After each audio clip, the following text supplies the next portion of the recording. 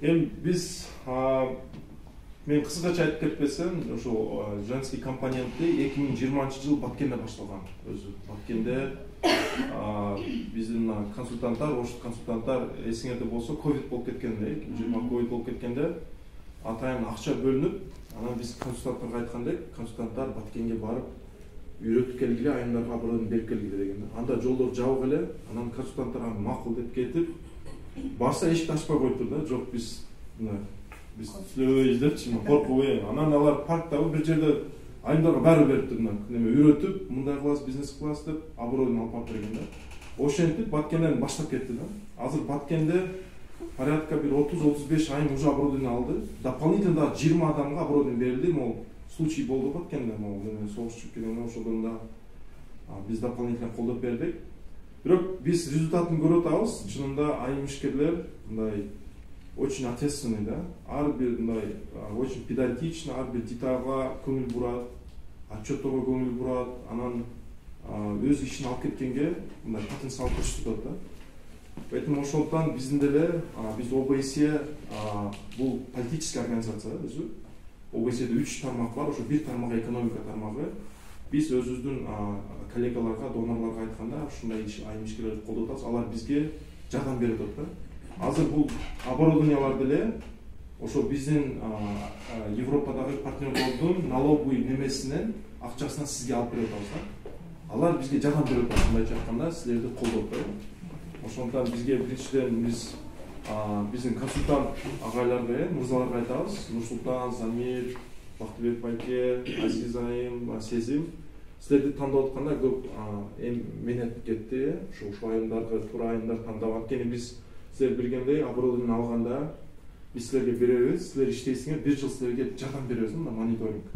Мониторинг дегеним көзөмөлдөө эмес, жардам эмне керек, кандай болот, иш жакшы кетсе биз силерге аны калтырабыз. Эгерде иш жакшы болсо, андан да балким аны узартабыз, ошондой болот. Поэтому биринчиден ушу биздин консультанттарга рахмат. Консультанттар всегда ушул жерде силерге жардам берет. Анан биздин максат ушул институт, ушул ишкерликти колдоо борбору, могу жазып тургандай, аны туруктуулукка чыгаруу, потому что биз азыр көрүп атабыз, талас өрөөнүндө башка институт жок да. Мисалы ишкер келип, менде идея бар, эмне кылсам болот деп кимге барат да? Мындай жок да. Эми банкка барсалар, эми конечно кредит алыш үчүн любой нерсени жаза берет да. Бирок именно ишкерлердин кызыкчылык колдогонго институт жок, Поэтому биздин ошол эң негизи мындай арманыбыз ошол, ошону ишке ашып кетсин, анан силер өз ишиңерди иштеп кеткиле. Эгерде ар бир айым өз мындай иштеп кетсе, бул канча баланы багат, ал канча үй бүлөнү багат, канча үй бүлө өз үйүнө калат, башка жака кетпейт дегенде. Ошол бул биринчи максат. Ошол биринчи Баткенден башталган. Анан биз талас Ыскөлгө өттүк. Ыскөлдө 2 жыл. Ыскөлдө да аябай жакшы результаттар болду. Детский сад, тренажерный, мисалы боз үй тиккендер да болду, боз үй заказ кылышты. Анан бизде жок тандай боз үй, кимге барабыз боз үйгө? Оказывается, аякта айыл бар экен, Кызыл Туу деген. Чисто боз үй тигишет экен да. Анан биз аларга документтерин жардам берип, боз үй тиктирип ошо айымга бардык. 100 адамга бататылган хан боз үй экен да, чоң боз үй. Ошон үчүн бизге деле бул мындай вызов да. Биз деле силер менен бирге биз көрүп атабыз. Айым ишкерлерде кандай потенциал бар, эмне өнүгүп атат, аны биз силерден да үйрөнүп атабыз да. Постоянно биз деле өзүбүздү жакшыртып атабыз. Жылдан жылга мисалы оборудованиялар, анан требованиялар өзгөрүп, бийик болуп кетип атат да. Потому что айым ишкерлер уже башка объемдорго чыгып атат. Если башында бул бир эле айылга мисалы каттама жасаса же печенье жасаса, ал уже шаарга, мисалы Жалал-Абадта бир эже, Көл бир эже, Сузакта чоң Восток печка кылды. Азыр ошо базарларга полностью развозить этет. Өзү эле кылып, өзү рецептин ойлоп чыгарып, айым ишкерлерди жумушка алып, Ошондон биз ошол жагы бар. Азыр Ыскөлдө жакшы результат болду. Ыскөлдөн кийин Таласка келди. Таласта биринчи жыл эми биз Жалал-Абад койтуп атат. Жалал-Абад болду, биринчи Жалал-Абад, Ыскөл, анан Талас. Эмки жыл Ошто болот, Ошентип биз ар бир региондо көрүп атабыз. Анан буюрса бул барып өзүнчө мындай уюм болуп калыш керек да, айым ишкерлер бири-бирине нетворк кылып, азыр билесиз, эми кээ бирде заман түшүп, үстүгө чыгып түшүп ушундай болор экен, анан бул эмне кылыш керек? Биригиш керек да. Биригип бири-бирибизге жардам берсек, бири-бирибиздин товарларды сатып алсак, бири-бирибиздин товарларды продвигать этсек, анда иш жүрөт. Анан өзүбүз жалгыз болсо кыйын болот, выжить тяжело да. Ошондуктан биз эң негизги максат биз айымдарды ошо силерди топтоп атабыз, чтобы сиз бири-бириңер менен мындай бир күч болуп, аракет кылып, бири-бири менен тартып кетүү. Эмки жылы талашып дагы өтөт. Дагы 17 айым, даже канча 40 айымды биз выбирать этебиз да. 40 айдын ичинен 30 айында биз обучение беребиз, 20-17 айымга биз оборудование беребиз. Дагы жардам беребиз. Возможно, тармактарды дагы кичине өзгөртөбүз. Азыр мына көбүнчө мына биздин оборудование көрсөк эле, в основном кондитерка, да, детский сады, IT курсы, да, ушундай традиционный неме курстар, возможно, биз дагы өзгөртөбүз. Эмки жылы Ошто буюрса чоң ивент болот. Ошто деле биринчи жыл болот. Биз буюрса Таласта акыркы жыл болот. Ошто биринчи жыл болот. Ошто айымдарды, успешный айымдарды Ошко чакырайын деп атабыз. Мисалы, Араңардан деле көп мындай ийгиликтүү айымдар бар. Аларды Ошко чакырып, Ошто чоң ивент кылайын деп атабыз. Донорларды чакырып, көп ишкерлерди чакырып, балким силерге партнер, инвесторлор табылып калат да. Ошондой максатта. Ошон үчүн биз силерге кабыл кетет элек, урматтуу айымдар, ишиңерге ийгилик, аракет кылыңыздар, колдон келишинче мына ар бир мына бизде Бакыт мырза аракет кылып атты. Ар бир оборудование даже 200 миңден ашып кетип атты да. Бирок биз ага карабастан биз ошого өзүбүзгө ошол немени жоопкерчиликти алып ошону жеткирип атабыз да. Мен мисалы 2021 жылы ошол иш менен кылган элем. Мисалы ошол эле боз үйлөр 260 миңге чыгып кеткен да. Биз даяр болгонбуз ошого барганга да. Кээ бирлери бир мисалы куруп чыгарат заказ неме айтты Жалал-Абадта. Алга андан да күчтүү мотор коюп койду да. Ылдамдыгы күчтүүрөөк, көп куруп чыгарат да. Самын чыгара турган кылды, дагы башка. Ошол я желаю вам удачи, ушул оборудованиеңизди алып, ишиңиз жакшы болуп кетсин. Дагы бир эре сиздерди куттуктайбыз. Буюрса апрелден баштап сиздер менен чогуу болуп, ар бир этаптан, ар бир кадамдан өтүп, азыркы күндө ушул салтанаттуу кечеде отурабыз. Мен ишенем, ар бир ушул келген жабдуу сиздердин ишиңиздерге ийгилик алып келет, андан да көп коомго пайда алып келет деп. Анан биздин ошо өнөктөбүбүзгө ОБСге терең ыраазычылык, ар дайым колдоп, биздин ишкерди колдоо борборунун дагы консультанттарына чоң терең ыраазычылык, анткени ар бир кадамдарыбызда сиздерге жардам берип, көмөк көрсөтүп, өзгөчө Нур Султанга оборудование тандап атканда сиздер менен ар дайым байланышта болуп турду. Ошо бүгүнкү ошо салтанаттуу анда сертификаттарды тапшыруу айын баштай берсек. Сертификаттын максаты, что сиз оборудование аласыз буюрса, анан бул жакта чаккан оборудование келет да. Швеялар көп чоң, аларды мисалы бир машинадан алып келе албайсың. Аны сиздин үйүңүзгө же ишканаңызга алып барып установка кылып берет. Ушул дагы маселени айтып коюш керек. Кээ бир поставщиктер келип эле чыштап кетет да.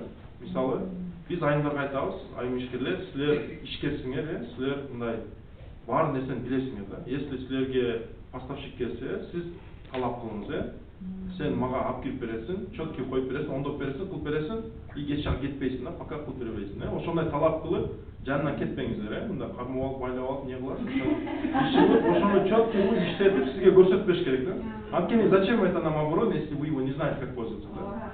Поэтому ошону жестко катуу айтып, если керек болсо, Нур-Султан же ЦПК чалыңыз, келип сизге жардам берсин. Потому что ал жакта обязательство бар, 1 жыл вам дает гарантия, да? Если 1 жылда нерсеси болуп калса, кагаздарды сөзсүз окуп кол коюңуз, мындай не того жерге кол коюп албаңыз. Если 12 ай гарантия деп, ошо кол коюп, телефон жазып алып, обязательство алыңыз, что мы это да, все делаем. Ошол моментте мен айткам, азыр ушул сертификат ошол маани, да, ошол. Сертификат алсаңыздар уже болду, буюрса оборудование келет. Сертификат Алыбаевой Сартагуль выдан, свидетельствующий о предоставлении оборудования в рамках проекта содействия бизнесу и развитию малого и среднего предпринимательства и наведения предпринимательской деятельности.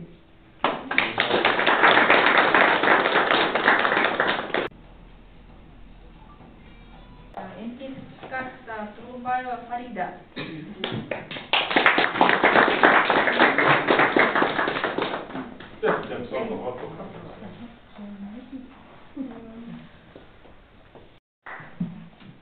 Наскеева Гульфинаджа.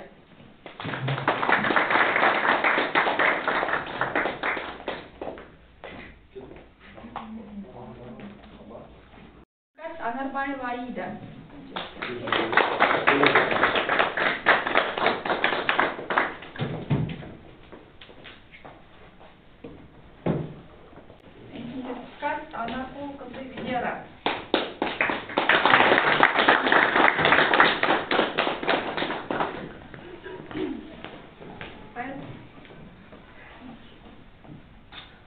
Сертификат Хамбаралиева Раида Федеевке.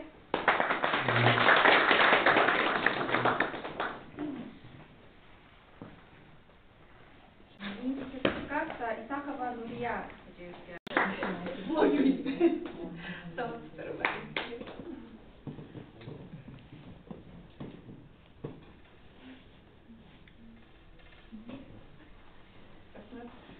Мен білесіздер да, YouTube каналда шығам. Каналда. Если подпишитесь. YouTube каналда жұмыстайын бірақ YouTube канал арқылы ошо мен мага абдан керектүү нерсе. Бир жыл ичинде YouTube каналына атынан канча деген азыр эмелер ачылды. Иштер домашний тачка азыр в данный момент Талас областында мен 2-3 жерден уже точно сатышып атат. Башка областтарда да сатышып атат. Негизи домашний тачканы, үйдө отуруп алып, кантип на кухне, на коленке можно делать обувь. Мен жыядагы балдарга көп жакшы нерселерди айткым келет. Негизи биздей возрасттагы айымдарга көңүл бурганына, это, я думаю, это вообще бизге чоң победа, да, биз үчүн, вот для нашего возраста просто ишеним биздин канаты болду да, эми жаш балдар, молодежь бизге негизи немножко минус кылып коет да возрастка карап. Рахмат сиздерге. Я долго ждала, видите? На HDMI был Fujifilm, да, вот это еще мощнее, да? Даже если есть у вас бабушки, которые в возрасте, но умеют что-то делать, научите работать YouTube качарып эметип. Мен оплатага чыктым YouTube менен. Поздравляю. Bir ayın өзүнө эле эжеге окшоп өзүнүн клиникасын ачкан и бизден электр немелерди айткан да, буюрса ачып бизде ошо иштеп колдо болгондо успешный кейс болуп чыккан. Ошону койсо болот, Айзада эже. Ошо өзү неме иштейт экен, чыгарат экен. Ошондо иштеп калды. Ошо биз деле сизге каалайбыз, ошо ийгиликтүү кейс болуп сиз деле мына башка айымдарга кызматыңыз тийсин деп. Чоң рахмат. Oyun бар болчу, бирок айлыгы мактыгына байланыштуу кошумча дагы үйдөн уйт саатын айтып кеткендей эле өткүзөбүз, бирок биздин сүтүбүз сатылып аткан суунун баасынан арзан болуп атат да. Ошол себептен эки эселентип ошону сатып каймак, сүт, май кылып сатсам эки эсе болот деп ошол негизинде проект жазгам. Ошол боюнча буюрса жакшы, силерге рахмат. Сертификат Абакбекова Алтынай эжебизге.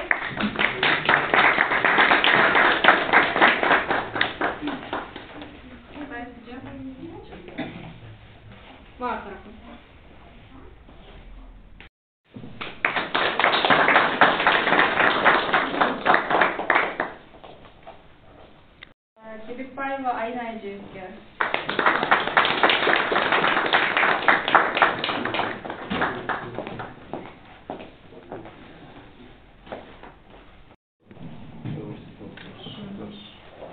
Кийинки сертификат Абдыкадыр кызы Салтанат.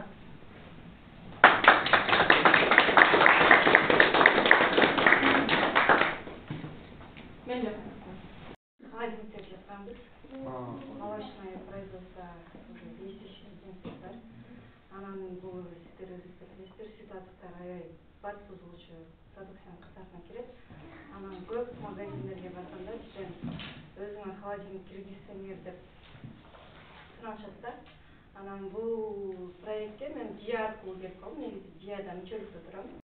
Талабек кызы Алина.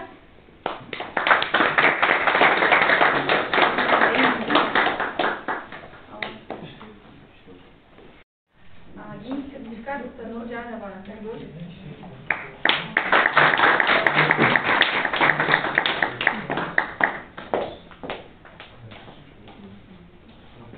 Дагы бир кондитер алам да, алым пулга жазып.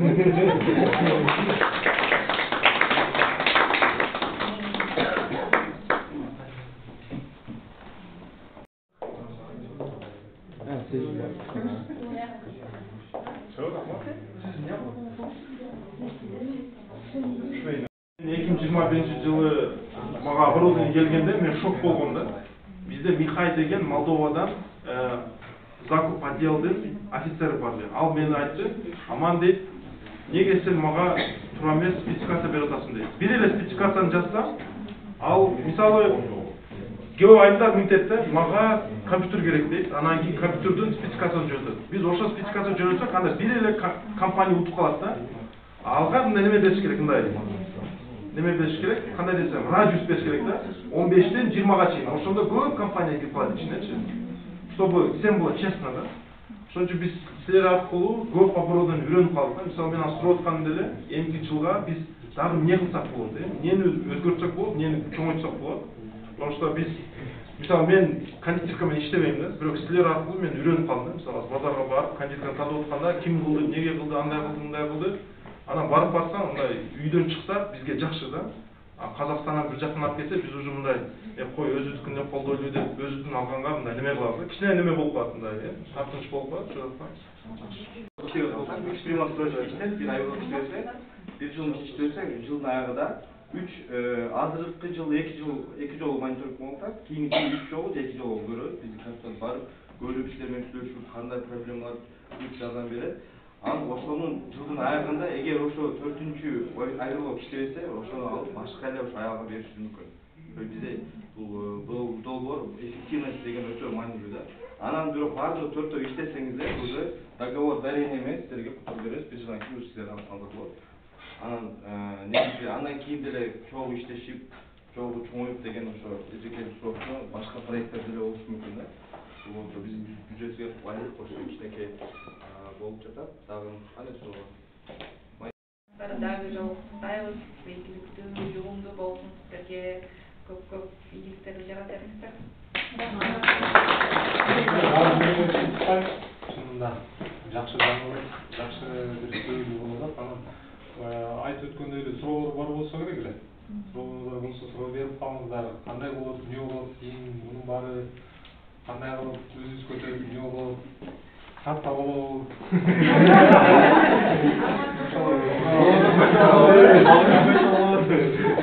Маселелер болсо суроолорду ачык эле. Бул жерде наоборот ушу баардыгы сиздердин мындай түшүнүктүү болсун, баардыгы ушу сиздер иштесин деген максатта ушул форматтар көрсөтүлүп атат. Анан бир нерсени мындай жакшы неме кылган жерибиз жок. Ошон үчүн азыр баардыгы ачык. Как положено суроолорңуздар, эч тартмаңыздар. Ачык микрофон. Сиз ийгиликтүү болгосо, эми Кудай сактаса ар кандай болот, биз билебиз, бул ишкер, бул и бывает мындай түшүп кетет, өсүп кетет да. Биз мисалы мен үй бүлөмдө деле мисалы атам ишкер болуп, анан банкрот болуп, анан мындай өтө үй бүлөгө катуу тиет да булчу. Поэтому иншалла, я верю да, сиздин ишиңиз жакшы болуп кетет. Эгерде ушундай жакшы кейс болсо, мисалы мен айтып атпайм, Айза дайым Испанияда тартты, ачып кетти, анан биз буну көрсөтөбүз да. Мисалы биздин өкмөткө көрсөтөбүз, биздин донорго көрсөтөбүз, анан бул андан ары алып кетет да. Поэтому баары сиздин колуңузда на самом деле. Мен айта албайм, менин колумда бул акылдын же бул тапсырмалардын, бул баары сиздин колуңузда. Ошон үчүн сизге только вперед да, только вперед и суроо Нурсултан мырза айткандай суроо бергиле да. Не кыйналып атат, азыр берип алыш керек да, потому что анан кыйналып калат. Байланыштуу. Эгер башка жактарда ушундай катышпай турган болсоңуздар, туура, толук кандуу берип. Анан эгер таза мындай түшүнүксүз англисче болот же башка болсо, бизге кайрылсаңыздар болот. Биздин коллегалар менен сүйлөшүп, такташып, анан мисалы квартал сайын боюнча бир ай сайын текшерип, сиздерге керектүү сурооңуздар болсо сурооңуздарга жооп берип, консультациялык жардам боло турган болсо жардамыңызды беребиз. Сиздердин бир жылдын ичинде жөн эле мындай кандай десем, жөн эле койбойбуз да. Сиздерге реалдуу жардам берип, бизнесиңизди өнүктүрүү максатында, жана азыр Акылбек мырза айтып атпайбы, мисалы коммуникация кылдырып, нетворкинг кылдырып, сиздин товарыңызды алсаңыз, биз берме тайымга бар айтабыз, боюнча товарды сатып коюу деп, ошентип, мисалы бири-бириңиздерди мисалы байлап, мындай ишканаңыздарды чоңойтконго аракет кылабыз да. Ошондой. Азыр пока что заранее кандай десем, өзүңүздөрдүн мындай мониторинг керектен ниеттеп, коркпой. Коркпоңуздар. Оборудованиеңизди алыңыздар. Кошумча кетейин, мониторинг и сопровождение болот. Сопровождение деген ошо бүт сурооңуз болсо, сатуулар болбосо эгер келип биздин консультанттар жардам берет, может переформат жери болса, жаңы рынок маркет ачышка бүт жардам берет. Бирок болду бизде тилекке каршы көп случайлар болуп атат.